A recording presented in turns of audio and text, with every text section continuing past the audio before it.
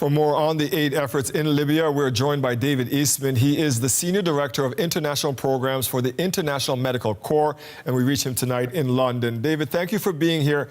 You know, the UN called this flooding of, quote, epic proportions. What is your team on the ground telling you about what they are seeing there? They visited the sites today and yesterday. They're seeing that rescue teams are overwhelmed. Medical care is insufficient. That the official number of the death toll this morning was more than 5,000.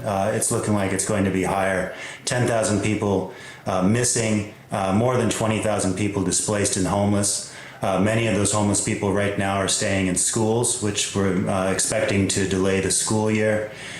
So our team has been seeing that Derna and the town nearby of Susa both are flooded and have the highest impact.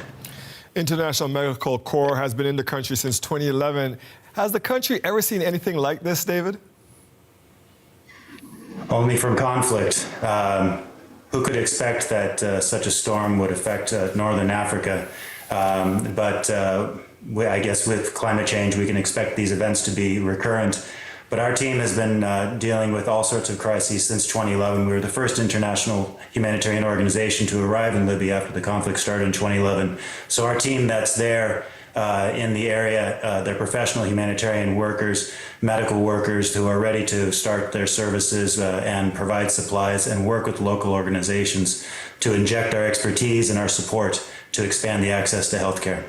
What are the biggest challenges then, David, organizations like yours are facing right now in getting aid to the people who really need it?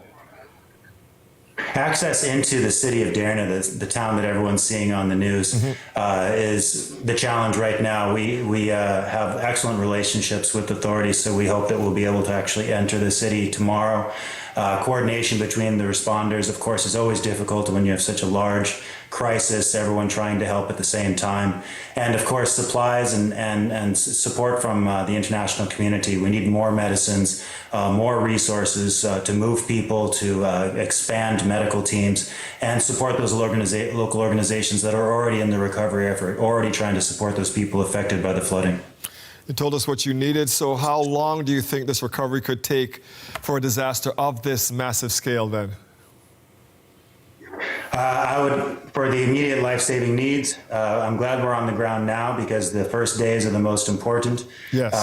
We were in Pakistan last year. Unfortunately, we saw, we were the first organization to respond in many areas, traveling in boats, providing mobile services, eventually reaching 150,000 people in Pakistan. And the first thing that you have to do is work with the people who are already serving their own communities, inject materials and medical care services into those places, usually in tents or structures that are in those communities that are flooded.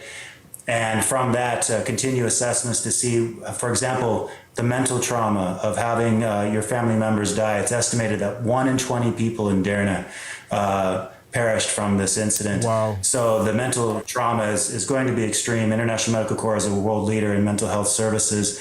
Protection for children. They're going through this, watching their families experience this. Clean water. It's more than just healthcare. It's all of the effects of having such a large-scale catastrophe happen to a community. We'll finish with what you make of the international response so far, David, and what would you like to see from them?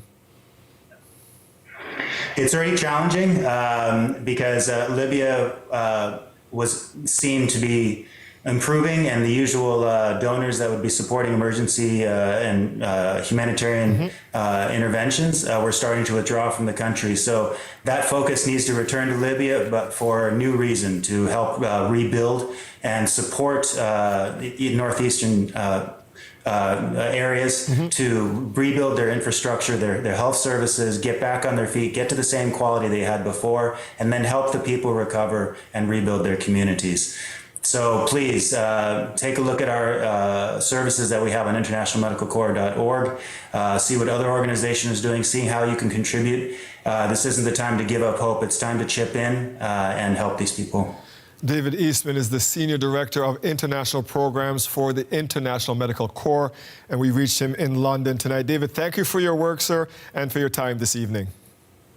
Thank you so much.